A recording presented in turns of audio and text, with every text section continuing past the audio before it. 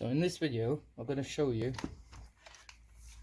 how easily you remove the heatsink, which is was screwed to 3 screws, 1, 2, 3, and the little cable ribbon is connected there.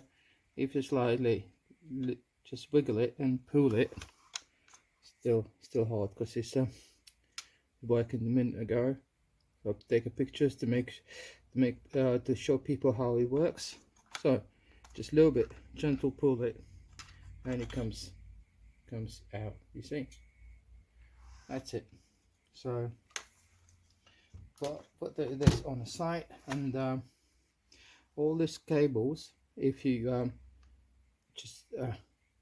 you won't be careful with it, you can rip it and they'll be unable to sell.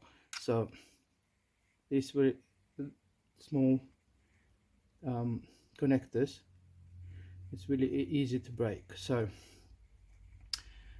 right, okay, this video is about that, so I'll catch up on the next one. Thank you.